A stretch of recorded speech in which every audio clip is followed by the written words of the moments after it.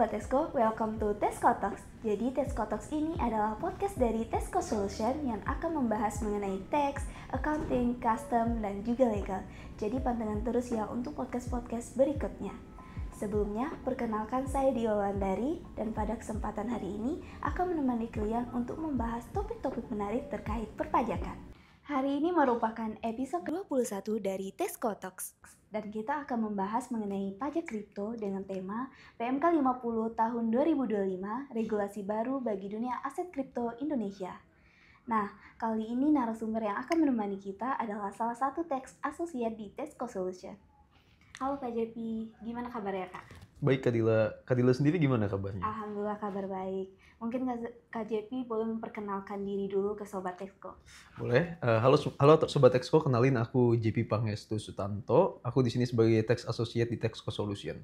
Oke Sobat Texco, mungkin gak usah berlama-lama, kita langsung mulai aja. Pada kesempatan kali ini kita akan membahas sebuah regulasi yang sangat penting dan relevan terutama bagi para pelaku dan pegiat aset kripto di Indonesia, yaitu Peraturan Menteri Keuangan Nomor 50 Tahun 2025. Regulasi ini mengatur tentang perpajakan atas transaksi aset kripto yang kini menjadi perhatian nasional dan mendapatkan sorotan luas di kalangan investor dan juga pelaku industri digital. Nah, mungkin dari KJP sendiri bisa dijelaskan sedikit mengenai kripto. Apa itu kripto dan mungkin juga bisa dijelaskan dulu secara garis besar mengenai PMK 50 tahun 2025 ini. Oh boleh Kak. Jadi untuk aset kripto sendiri ini adalah bentuk mata uang digital yang menggunakan teknologi blockchain untuk memverifikasi transaksinya dan memastikan keamanannya ini dapat disimpan, dipindahkan, atau bahkan dialihkan secara elektronik. Nah, namun tidak dijamin oleh bank sentral yang diterbitkan oleh pihak swasta. Oke, sedangkan untuk PMK 50 tahun 2025-nya sendiri, Kak, ini adalah regulasi dari Kementerian Keuangan yang mengatur perpajakan transaksi aset kripto yang bisa kita sebut sebagai instrumen keuangan yang semakin populer. Regulasi ini sangat penting karena menyesuaikan sistem perpajakan dengan transaksi digital aset kripto yang terus berkembang belakangan hari ini. Nah, kita ke intinya aja, Kak. Jadi PMK ini adalah penghapusan pajak pertambahan nilai atau PPN atas penjualan aset kripto yang dipersamakan dengan surat berharga.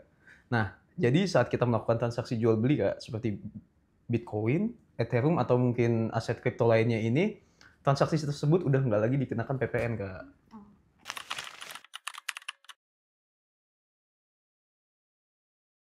Oke, menarik banget ya Kak. Ini tentu kabar baik bagi pelaku usaha aset kripto ini sendiri.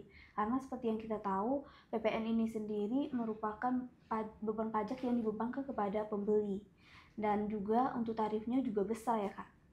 Betul banget Kak. Jadi dengan adanya penghapusan PPN di penjualan aset kripto ini, pelaku usaha dan investor juga bisa menikmati efisiensi pajak yang membuat pasar aset kripto ini menjadi lebih kompetitif dan menarik ke depannya.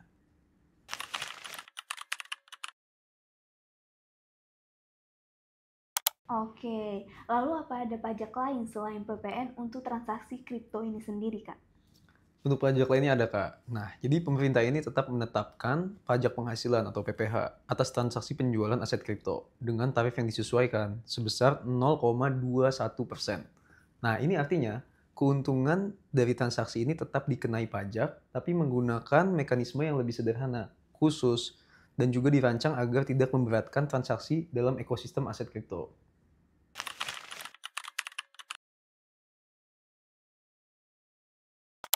Jadi kalau dijelaskan secara sederhana, PPN hilang tetapi PPH masih ada dengan tarif yang cukup kecil ya Kak? Betul Kak, jadi tarif 0,21% ini memang tergolong relatif kecil atau ringan untuk sebuah transaksi finansial digital. Dan strategi ini diambil agar kepatuhan pajak ini meningkat tanpa mengganggu pertumbuhan di industri kripto ini Kak.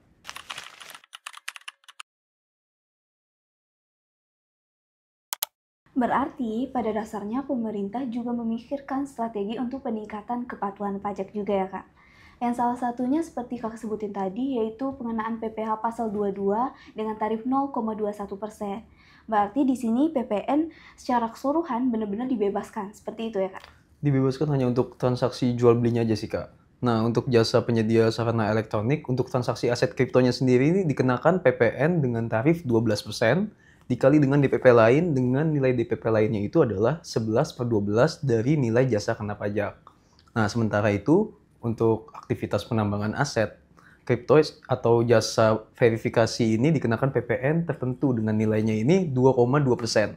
Nah, jadi meskipun transaksi jual beli ini mendapatkan keringanan PPN, akan tetapi jasa penyedia sarananya itu tetap menjadi objek pemajakan PPN.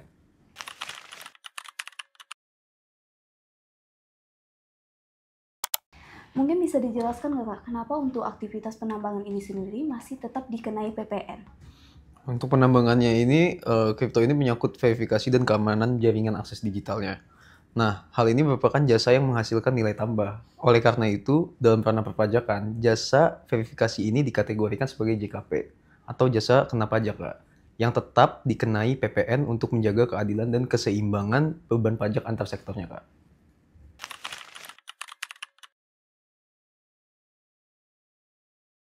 Oke, kalau misalnya kita bandingkan dengan ketentuan sebelumnya, apa saja perubahan yang paling signifikan pada PMK 50 tahun 2025 ini? Sebelumnya transaksi aset kripto ini, terutama dalam hal jual beli ini, diwajibkan membayar PPN dan PPh secara bersamaan, Kak.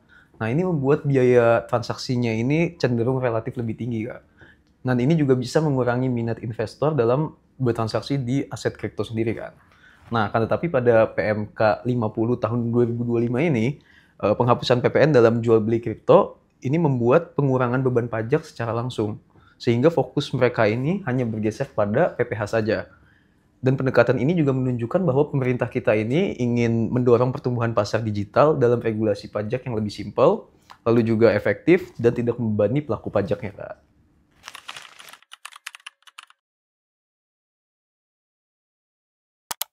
Mungkin masih banyak masyarakat yang belum paham kenapa regulasi pajak ini harus terus diperbarui, khususnya di sektor aset kripto ini sendiri.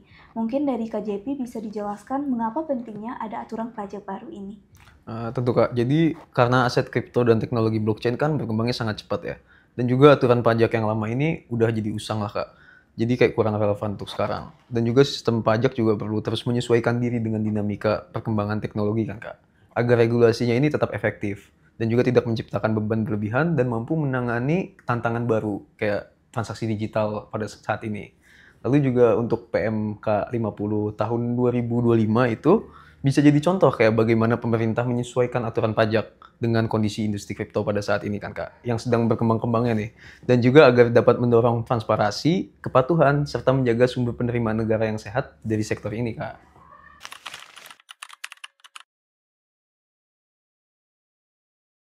Lalu apakah ada dampak jangka panjang yang bisa diharapkan dari penerapan PMK ini sendiri, Kak? Dengan beban pajak yang lebih tepat ya, Kak, ya, dan lebih ringan, diharapkan juga ekosistem aset kripto di Indonesia ini dapat bertumbuh dengan lebih sehat, Kak, dan juga bisa berkelanjutan untuk ke depannya. Dan ini juga diharapkan bisa membuka investasi baru, Kak, di inovasi teknologi fintech yang lebih dinamis. Lalu juga ada peluang ekonomi digital yang makin besar. Dan pada akhirnya juga penerimaan pajak pun bisa bertambah, Kak, seiring dengan meningkatnya volume transaksi yang patuh pada pajak, Kak.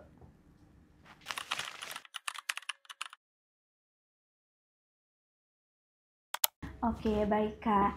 Jadi sudah cukup jelas ya Sobat Exco mengenai pajak kripto. Terima kasih Kak JP sudah menemani kita pada podcast kali ini. Sama-sama, Kak. Dan itulah episode Tesco Talks kita kali ini. Terima kasih telah menemani saya dalam diskusi tentang pajak, keuangan, dan bisnis. Jangan lupa untuk tetap terhubung dengan kami di Tesco Solution untuk mendapatkan lebih banyak tips dan informasi seputar perpajakan. Atau kalian bisa datang ke kantor kami di Tesco Solution. Dan tentu saja kalau kamu suka podcast ini, jangan lupa untuk like, comment, and subscribe. Sampai jumpa di episode Tesco Talks berikutnya. Tetap semangat dan jaga selalu keuangan dan bisnis kamu dengan baik.